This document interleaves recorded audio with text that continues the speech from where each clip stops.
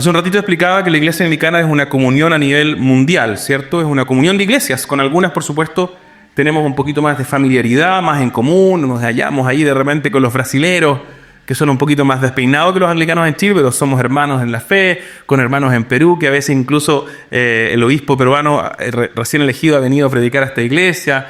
Hemos tenido una relación muy linda, hermanos de Argentina. ¿Se acuerdan cuando estaba Emiliano con nosotros algunos años atrás? Les toqué el corazón. Menos mal que no está ahí Cristóbal, si no me rompió el corazón de nuevo. Chanchito. Sin embargo, compartimos algunos rasgos comunes con hermanos y hermanas de todo el mundo. En esa experiencia dentro de la iglesia anglicana me ha tocado a mí compartir con muchos hermanos de muchos lugares distintos. Hemos estado con gente, bueno, además en mi formación, en el seminario, como aprendiz. Estuvimos con gente de Inglaterra, de Nueva Zelanda, de Australia, de Argentina, de Perú, Bolivia, Egipto, ¿dónde más? A ver, Israel, no, de un montón de lados. Uy, ahí se me miraron feo cuando dije Israel. Me van a tirar pintura como... En ese tiempo aprendí el concepto de choque cultural. A todo esto muy bonito lo que hacía la iglesia anglicana de Israel, donde en Jerusalén estaban ellos y había una comunidad mezclada de israelíes, palestinos y británicos, los tres mezclados. Y tenían canciones en árabe, canciones en judío, en hebreo, gracias. Ni que hubiera estudiado hebreo en el seminario, ya se me olvidó todo. Sí, así que bueno, en esa experiencia aprendí el concepto de choque cultural. No sé si lo han escuchado alguna vez. El choque cultural. Una suerte de desorientación, confusión que experimentan las personas al cambiar de un entorno e insertarse en una cultura diferente a la suya.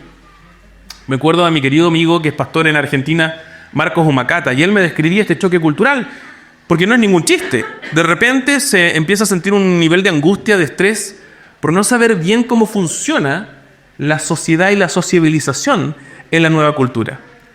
Desde no saber qué palabras debes ocupar para pedir eso que quieres, hasta, como muchas veces nos va a decir Raúl y nos recuerda, ¿cierto?, cuando quiere pedir algo y no, aquí significa otra cosa. O también ofender sin querer. Ni entendiendo por qué ofendiste. La gente se va enojada y tú te quedas ahí parado dudando de comprender. Por muchos años ya en realidad se ha instalado esta idea de que la iglesia cristiana también está atrapada en un choque cultural.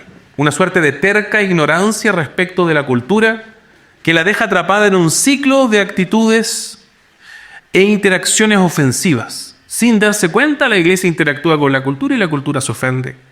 Un ciclo que termina además haciendo cada vez más irrelevante a la iglesia y abriendo una brecha entre la iglesia y la cultura. La frase que canta la iglesia debe adaptarse a los tiempos es un mantra de la cultura popular en todo el occidente. ¿Sí o no? No, es que la iglesia tiene que adaptarse a los tiempos. De hecho, muchos celebran el tipo de cristianismo presente en algunos rincones del anglicanismo, justamente porque parece estar cada vez más adaptándose a la cultura en la que está, en vez de quizás preservando algo del cristianismo bíblico. ¿Cómo debemos los cristianos relacionarnos con la cultura que nos rodea? ¿Qué debería caracterizar la interacción de la iglesia con el mundo en el que vivimos? El apóstol Pablo ofrece dirección divina para la iglesia, en uno de esos contextos culturales más difíciles de la historia. Pablo escribe a los cristianos en Roma, en la gran Babilonia, en el meollo del paganismo, quizás de la historia. Y les recuerda insistentemente la misericordia que Dios ha derramado y que ha demostrado su relación con ellos. Resume esta relación en Romanos 11:32. Porque Dios ha encerrado a todos en desobediencia para mostrar misericordia a todos. Romanos de 1 al 11 está consistentemente empujando la idea de que Dios ha mostrado su misericordia para todos. Y en ese contexto es que va a ofrecer su guía en cuanto a nuestra relación con nuestra cultura. Pongan atención a la palabra de Dios en la epístola de San Pablo a los cristianos en Roma, en Romanos 12, del 1 al 2. Por tanto, hermanos, les ruego por las misericordias de Dios que presenten sus cuerpos como sacrificio vivo y santo, aceptable a Dios, que es el culto racional de ustedes. Y no se adapten a este mundo, sino transfórmense mediante la renovación de su mente, para que verifiquen cuál es la voluntad de Dios, lo que es bueno y aceptable y perfecto. El Imperio Romano del primer siglo no era un lugar fácil si es que tú querías ser un cristiano fiel. Cuando Pablo escribe a la iglesia en Roma, ellos están en la zona cero de la hostilidad pagana en contra de la fe cristiana. Y no solo era un paganismo, sino que era un paganismo imperial, es decir, tenía todas las herramientas coercitivas de un imperio y probablemente hasta el día de hoy el imperio más grande que haya existido en la historia. Su carta tiene el propósito de equiparlos y de animarlos a tener claro quiénes son, cuál es su vocación dada por Dios en medio de esa cultura.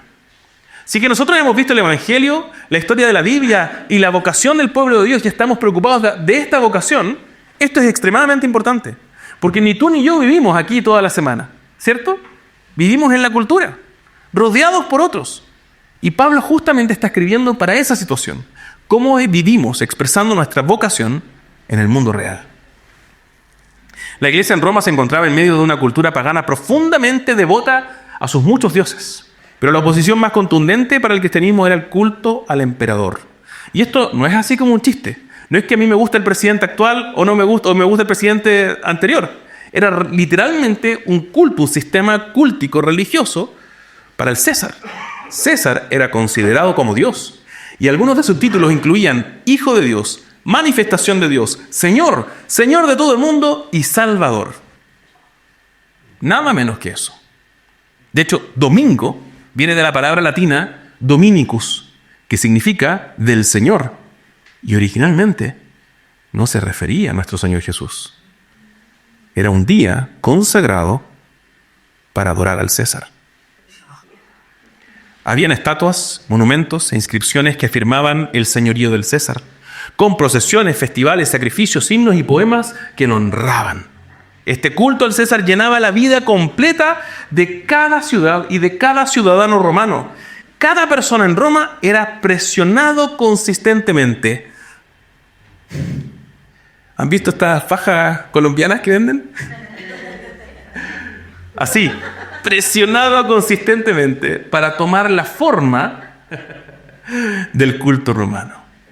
Para moldar a los ciudadanos con la forma de la fe de Roma. Todos en Roma deben ser moldeados y formados en fieles súbditos del César, siervos del emperador, el verdadero Señor de todo, en cada momento y en cada área de la vida. Y en Romanos, Pablo ofrece una poderosa arma para luchar en contra de esta fuerza formativa y moldeadora de la cultura romana.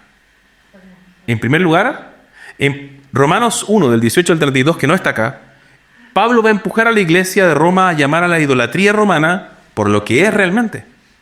Un burdo motín rebelde contra el Dios creador de todos.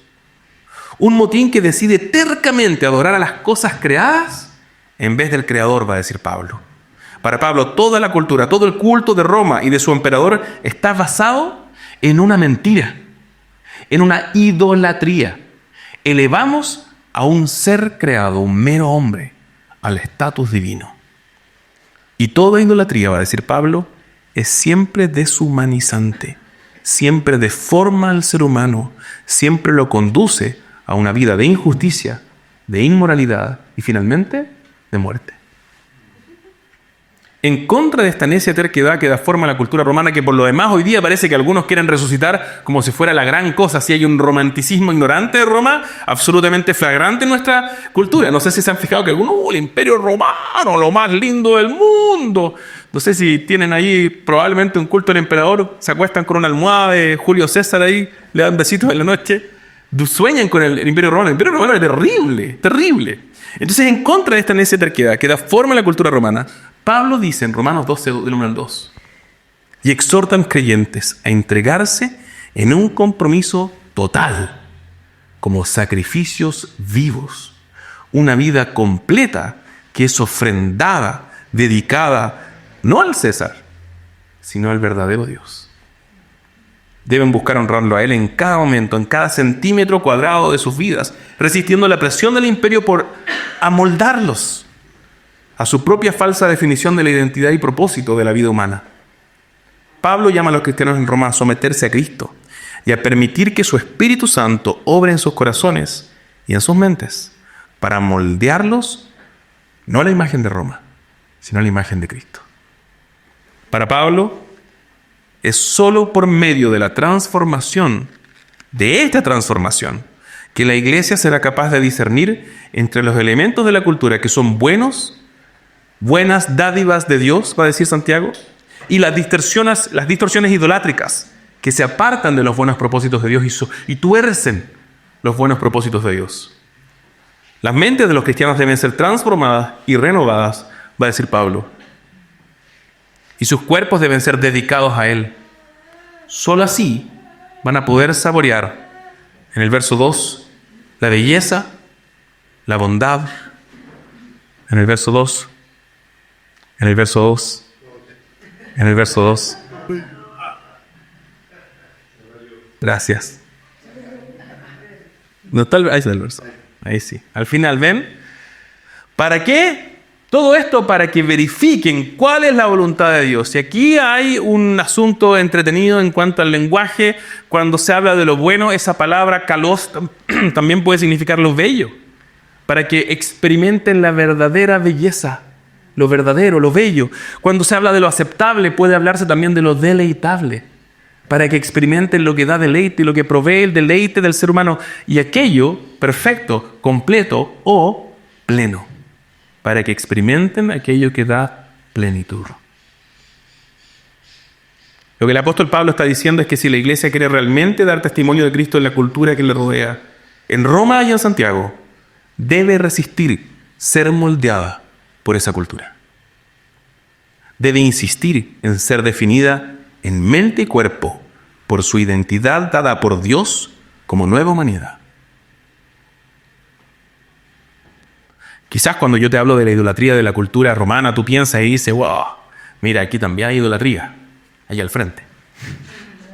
A todos nos pasa, ¿no? Si eres de derecha, lo más probable es que estés pensando, mira, estos gallos de la izquierda son tan idólatras. Si eres de izquierda, lo más probable es que estés pensando, la idolatría consumista de la derecha. Y es que todos presuponen rápidamente que cuando la Biblia describe la cultura idolátrica, una cultura de ídolos, de mentiras, basada en falsedades, basada en falacias, como decía un futbolista conocido, pensamos que se refiere justamente a esa cultura que nosotros también criticamos. Allá lejos, aquí vamos a hablar de lo que está acá cerca. Así que no se nos pasa por la cabeza que nosotros, tan santos y pulcros que andamos, quizás estamos consumiendo y siendo consumidos por idolatrías. Estamos tan moldeados por nuestras propias ideologías culturales que hemos normalizado tanto nuestra idolatría que no somos capaces de ver la viga que tenemos en el ojo. Y la cultura en la que vivimos capitaliza eso. Hay algunos acá que no voy a mirar, pero son expertos en marketing digital. Y las redes sociales, sí o no, que capitalizan eso.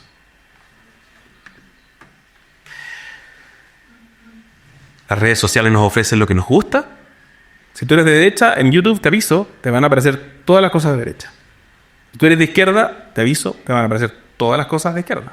No se le va a ocurrir mostrarte algo que no te gusta, porque el interés de YouTube es que tú te mantengas la mayor cantidad de tiempo pegado a la pantalla para que así puedan vender a mejor precio sus publicidades. Si te metes a Instagram y eres progresista, adivina qué te va a mostrar. Aquellos reels o imágenes o posts que tienen mayor preferencia por el progresismo. Porque quiere que te mantengas más tiempo allí. ¿Para qué? Para poder vender más cara sus publicidades. Si eres conservador, bueno, te va a mostrar a todos los conservadores habidos y por haber, y los influencers conservadores y todas las cosas conservadoras. Así se exacerba más nuestro sesgo de confirmación. ¿Han escuchado esa expresión? El sesgo de confirmación, nuestro empeño subconsciente de tener la razón. Queremos tener certezas en algún lado y como no se nos olvida la palabra de Dios de lunes a sábado, queremos tener certeza en nuestras propias opiniones. Queremos tener la razón, aunque sea basada en mentiras. O como diría Pablo, en idolatrías. Si llegaste aquí pensando que no estás siendo moldeado por la cultura que te rodea, permíteme decirte que igual que los cristianos en Roma, tú y yo seguimos siendo presionados por todos lados para ser amoldados a definiciones ideológicas idolátricas de la vida humana. Las preguntas, ¿para qué existo? ¿Quién soy? ¿Y cuál es la vida que vale la pena ser vivida? son preguntas que están siendo presionadas con respuestas mentirosas en tu vida, por medio de todas las cosas que tú experimentas en la sociedad. Tu izquierda y tu derecha, tu progresismo y tu conservadurismo está ejerciendo constante presión sobre ti para moldarte a la imagen de esta cultura y, por lo tanto, no a la imagen de Cristo.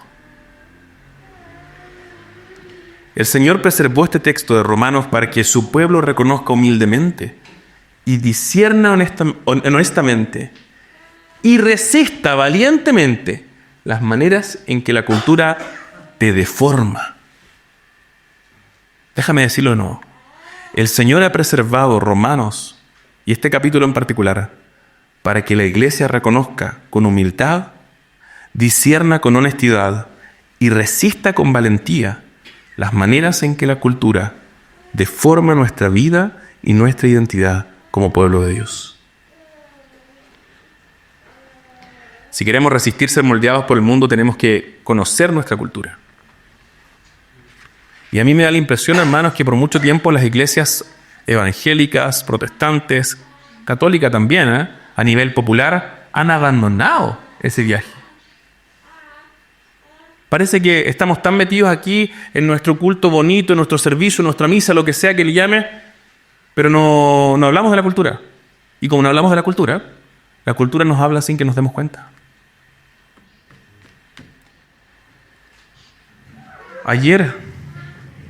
De hecho, ahora que lo pienso, si queremos resistir ser moldeados por el mundo, tenemos que conocer nuestra cultura, porque tenemos que entender dónde está la idolatría de nuestra cultura.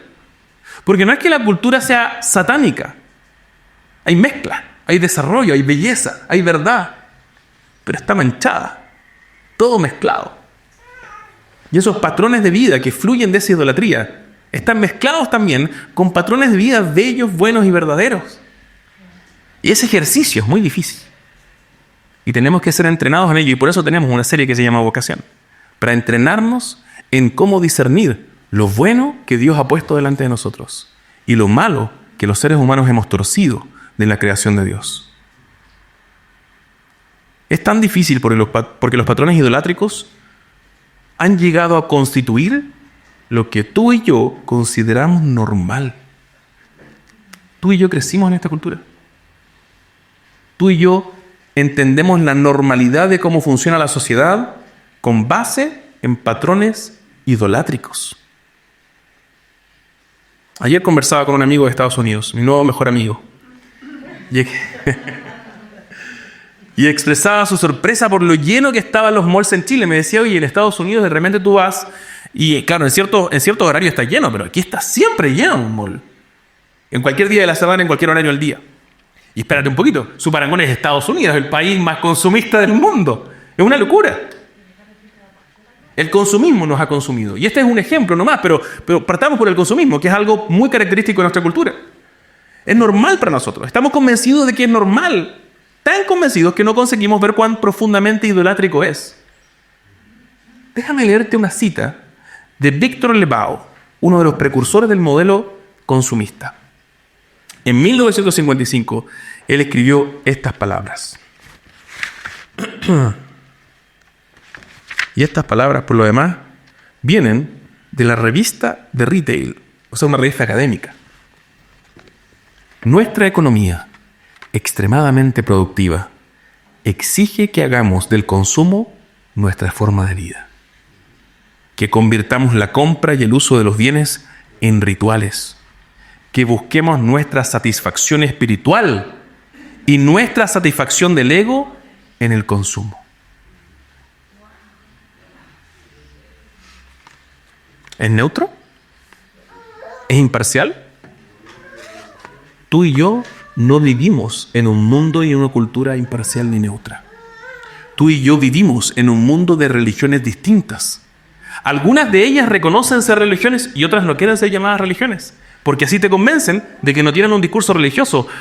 Pero vuelve a echarle un vistazo a esa frase. El consumismo es una religión y nos está moldeando a su imagen. Quiere hacernos vivir para sus propios dioses. Despierta, hermano. Abre tus ojos. discierne honestamente dónde está siendo moldeado y deformado. Esto es lo complicado. No solamente estamos siendo moldeados, estamos siendo deformados por la idolatría de nuestra cultura. En tu perspectiva del trabajo, en tu perspectiva de la profesión, en tu perspectiva de la familia, en tu perspectiva de las relaciones, en tu perspectiva de ti mismo, de tu identidad y tu propósito, estás siendo deformado continuamente por la cultura que nos rodea. Tenemos que reconocer humildemente que necesitamos ser renovados y restaurados por el poder de Dios en su palabra y en su evangelio. Resiste valientemente la presión de ser definido por criaturas en vez de por el Creador. La próxima semana nosotros nos vamos de retiro. Aquí aprovecho de decir, no habrá servicio. Nos vamos todos de retiro, vamos a estar en Rapel disfrutando de nuestro retiro y allá vamos a tener el servicio dominical. Y vamos a tomarnos un breve descanso de esta serie de vocación. Sin embargo, después vamos a continuar explorando justamente nuestra vocación en las distintas áreas de la cultura. Y esta es la dirección a la que queremos ir. ¿Dónde tenemos que reconocer las mentiras que subyacen a nuestra perspectiva de la vida cotidiana? Las mentiras que ellos subyacen en nuestra perspectiva de cada una de las áreas de la cultura. Quiero invitarte a comenzar un viaje ahora mismo, que comiences a pensar, a reflexionar, a orar, para que el Señor te dé honestidad, humildad y valentía, para que podamos realmente comprobar cuál es la voluntad de Dios, buena, agradable y perfecta. ¿Cómo deberíamos relacionarnos con la cultura que nos rodea entonces? ¿Qué debe caracterizar nuestra interacción con el mundo en que vivimos? Hay algunos cristianos que dicen, mira, lo que tenemos que hacer, una suerte de nuevo monasticismo. Dicen, no, lo que tenemos que hacer es mantenernos en nuestras iglesias, llenar la agenda para que la gente no se nos vaya a arrancar, van al trabajo, salen del trabajo y se vienen al tiro de la iglesia, para que así no haya ningún influjo de cosas raras en su vida. Así que formamos estos nuevos monasterios, pero peor todavía, porque los monasterios por último medievales tenían una conexión, un servicio constante a la comunidad. Aquí tenemos monasterios donde la gente no tiene idea cómo se llama el del lado, no se relaciona con el del lado, no tiene ningún vínculo con la cultura y perdemos, por lo tanto, la relevancia para aquellos que nos rodean.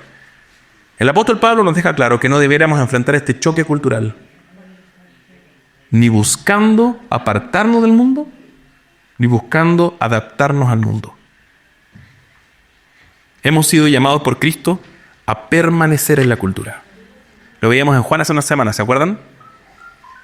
Pido por ellos, Señor, Padre, porque no son del mundo, pero están en el mundo. No dice, Señor, te pido por ellos para que los saques del mundo. No, literalmente dice, no te pido que los saques del mundo, sino para que estando en el mundo, reconozcan que no son del mundo. Para que justamente seamos la sal y luz que vimos la semana pasada. Para que efectivamente demostremos la diferencia entre alguien que no es del mundo, sino que es de Cristo, en medio de este mundo. Si queremos cumplir con nuestra misión de ser y dar testimonio de Cristo en la cultura que nos rodea, tenemos que resistir ser moldeados por ella.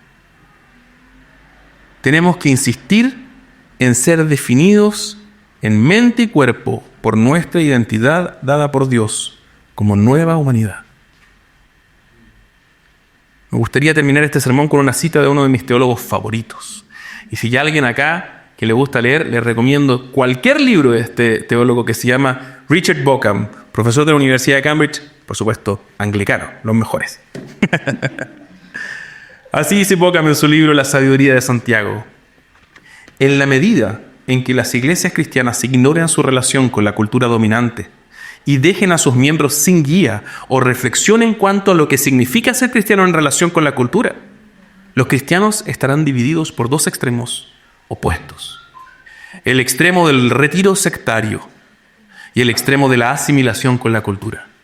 O nos retiramos de la sociedad, nos vamos a vivir una secta ahí en el cerro solos, o llegamos a asimilarnos a tal punto que ya somos igual que la cultura. Lo que necesitamos, dice Bauckham, es que las comunidades cristianas se desarrollen como una alternativa contracultural a la cultura dominante, que solidariza reflexivamente. Escucha con atención porque nos está diciendo, como somos contraculturales, lo único que tenemos que hacer es criticar y tirarle piedras a la cultura. que solidariza reflexivamente con todo lo que es bueno en la sociedad. Queremos celebrarlo. Si es que vemos algo de la izquierda y en la derecha, en el progresismo y en el conservadurismo, que muestra corazón de Dios, lo aplaudimos de pie. Pero al mismo tiempo, que critica proféticamente contra todo lo que corrompe y destruye. El Señor nos guía a ser una iglesia que no se amolda al mundo actual, que no se deja presionar, que no se deja deformar, sino que le ofrece al mundo justamente lo bueno, lo deleitable y lo perfecto, que solo se encuentra en la voluntad de Dios para la vida humana. ¿Les parece si oramos? Padre Santo, te damos gracias por este tiempo que tenemos para pensar en cosas en las que normalmente no pensamos, Señor, pero vale tanto la pena, es tan necesario, Padre. ¿Cómo nos relacionamos con el mundo allá afuera? Te pedimos que estas semanas que vienen sean de reflexión y de transformación, que vengamos todos los domingos con humildad, con honestidad y con valentía para ser transformados a tu imagen y para ser usados por ti para este mundo que tanto lo necesita. Te pedimos, Señor, humildad para reconocer que no tenemos las respuestas adecuadas, para reconocer que somos ciegos muchas veces a lo que nos deforma. Te pedimos, Señor, honestidad para que podamos reconocerlo, y te pedimos valentía para que podamos, reconociéndolo, cambiarlo para tu gloria, para nuestro deleite, para el beneficio de nuestra sociedad. Te pedimos, Padre, que realmente podamos ser una encarnación de tu voluntad y que el mundo vea lo bueno, lo aceptable y lo perfecto que solo se encuentra en ti. En el nombre de Jesús. Amén.